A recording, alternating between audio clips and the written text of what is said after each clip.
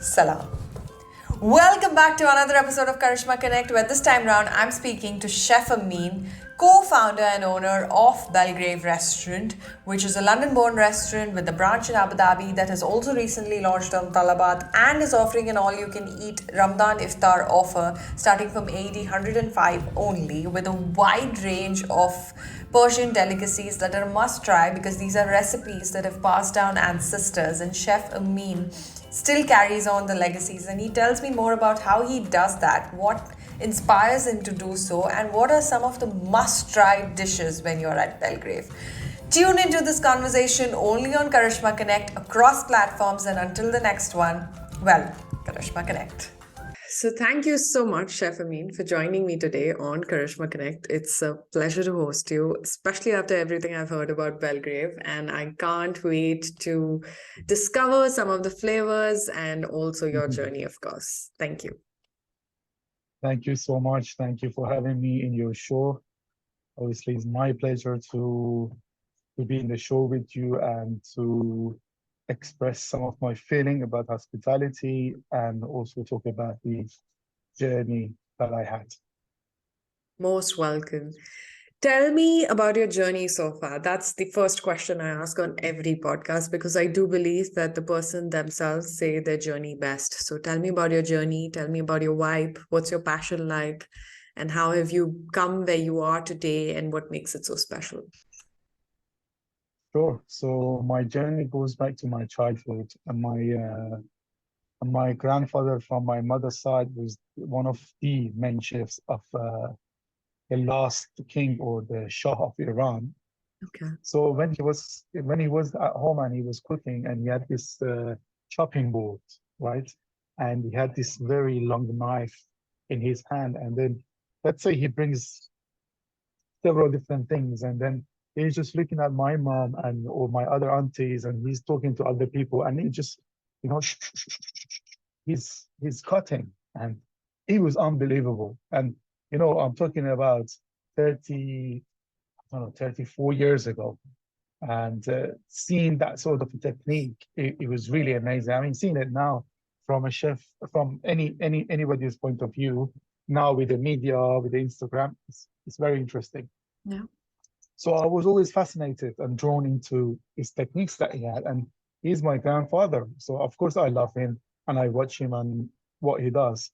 So I was always drawn to the food because food in our family, it's a very big thing. It's a highlight. If you come to my house, or I would say mostly Iranians are famous for their hospitality. Yeah. We are self-trained to be good at hospitality.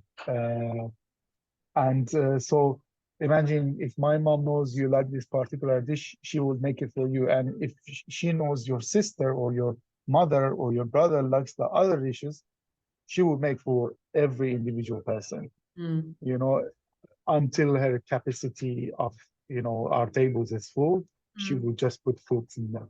But not just my mom, it's any typical Persian. So my journey of getting drawn to food and hospitality started when I was little.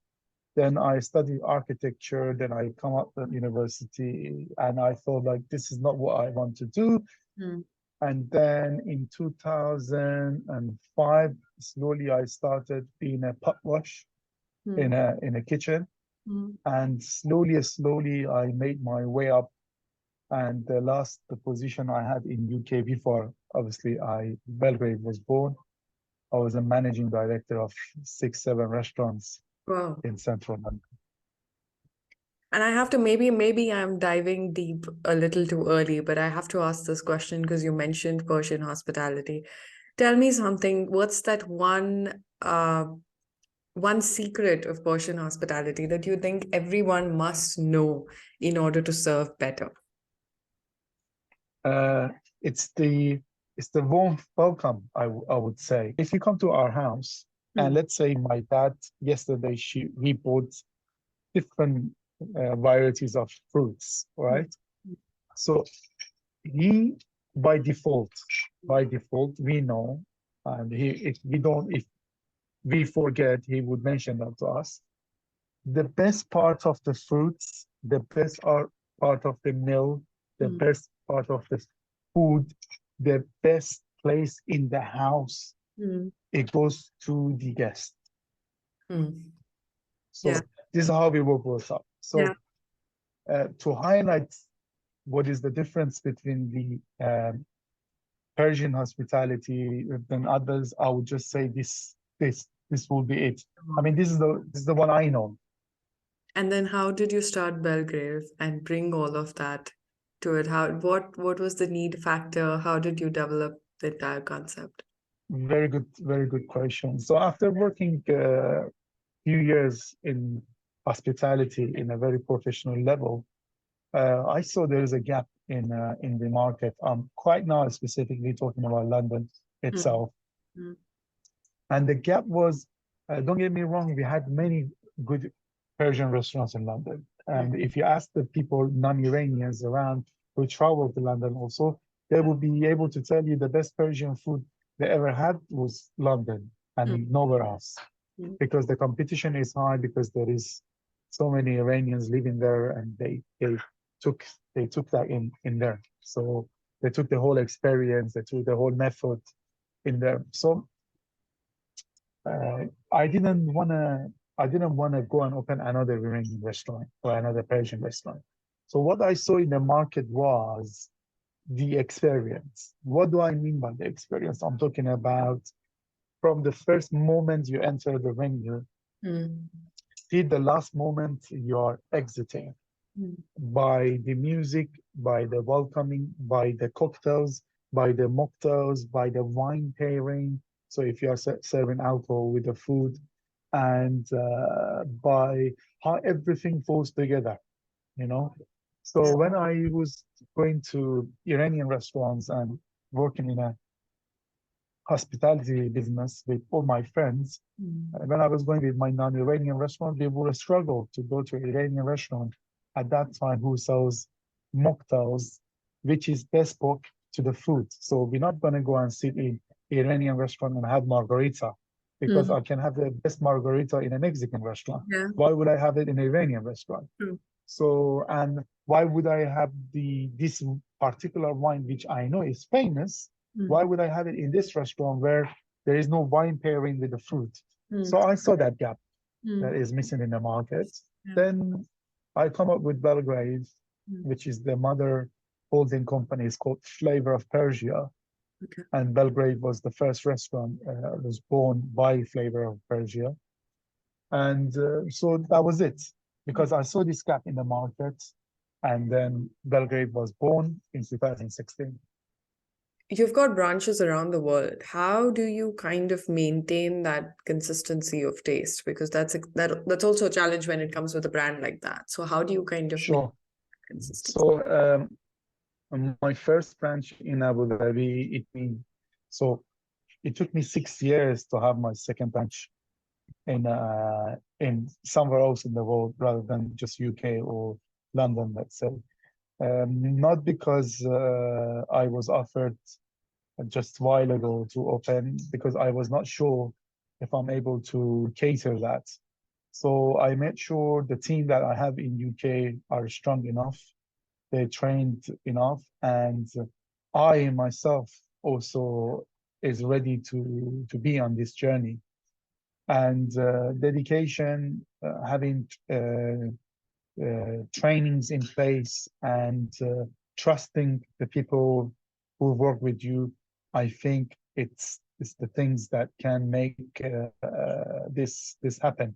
But obviously, nevertheless, you need to be careful when it comes to cuisine, which is very particular, which is Iranian food, or any cuisine, which is very particular. So we are not just selling burgers.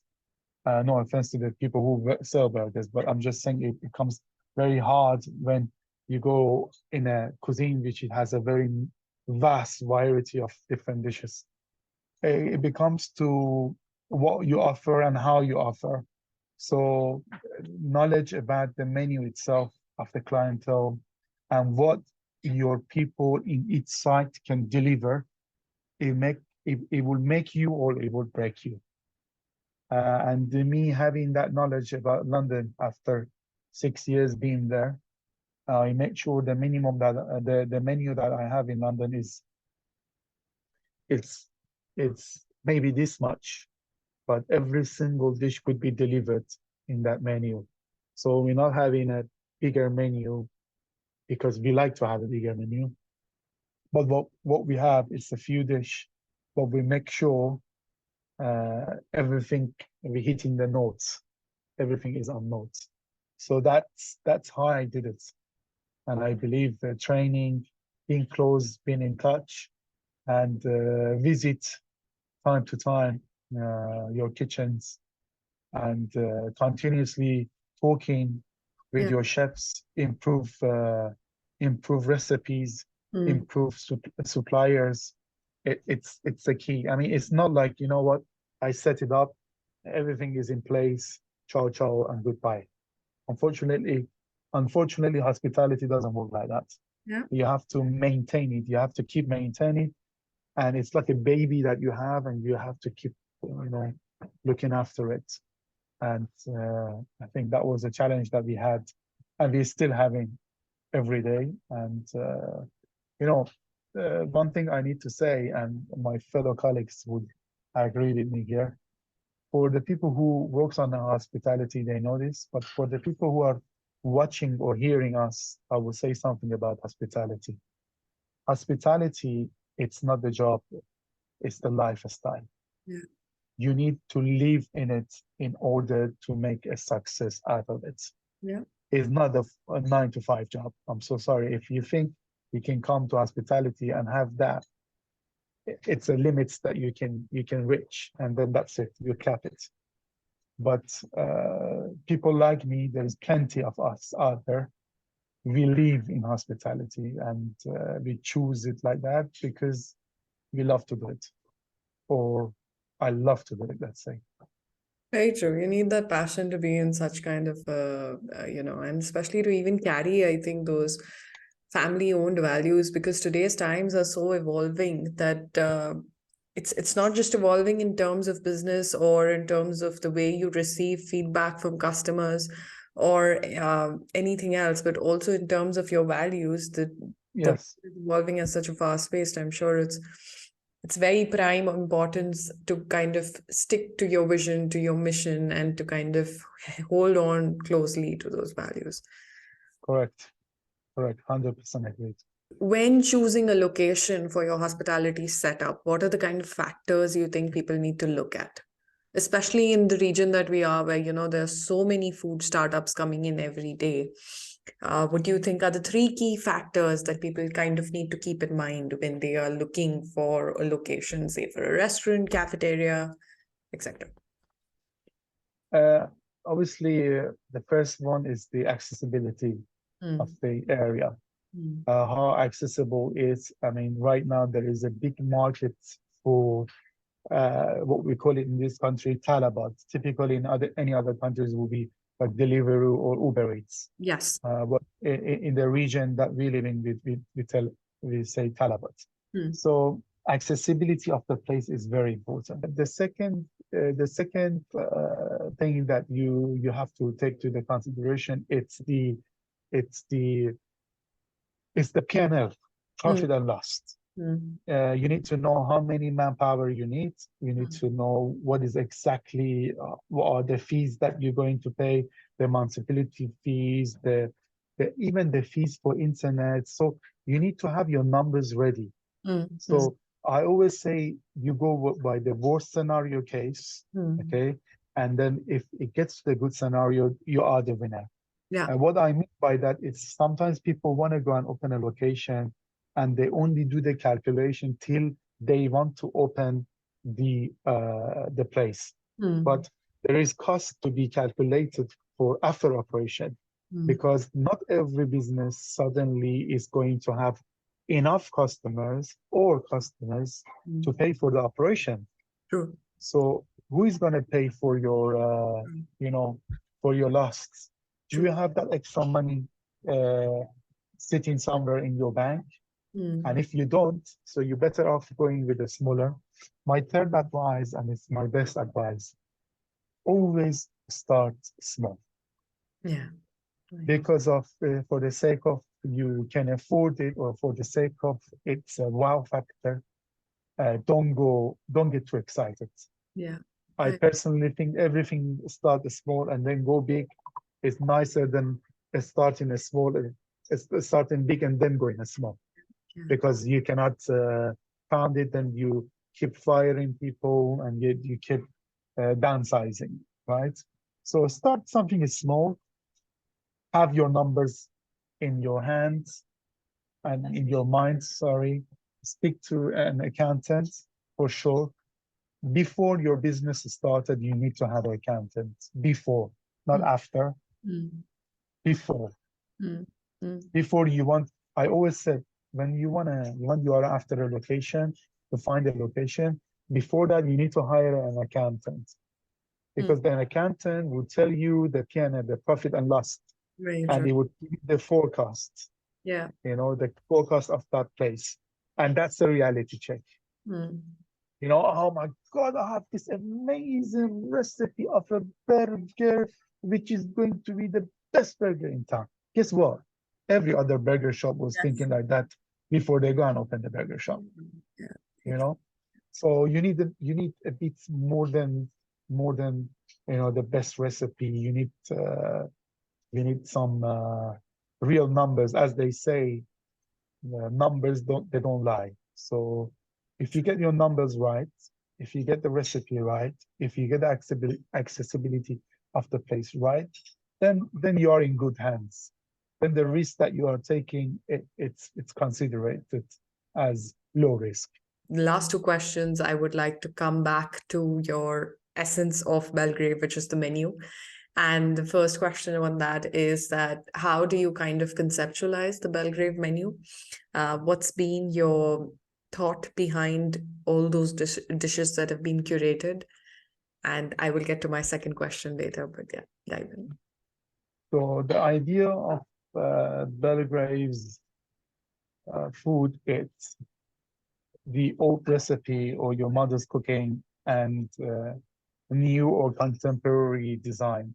I was always fascinated by the Japanese and French, how they plate up their dishes, because they don't do it very busy, and they do it, they think about it, Yeah. And for me, every garnish that it goes to the plate, it has to be complementing the food, not just to make the food beautiful. So I always set a challenge for myself. So if I'm putting this particular garnish on this particular dish, it has to go with it, and it has to complement the dish. Whether this is the food I'm talking about, whether it's the drinks, because I make my own drinks. So we have drinks in Belgrade. It's called Persian Kiss. We have the drinks. It's called Saffron Martini, and all of these are complementing what we are selling in all the Belgrade across the region. So for me, my style of cooking is my mom's cooking. I mean, my mom's recipe, let's say, and with a modern plating up. So I would just call it contemporary. In that perfect blend of traditional meets contemporary, what do you think are the three must-try dishes that anybody coming to Belgrade for the first time must dig in? 100%. And I will 100%. request you to share maybe one vegetarian recommendation. Just Actually, two of them are vegetarian, to be honest with you. perfect. You do. Okay.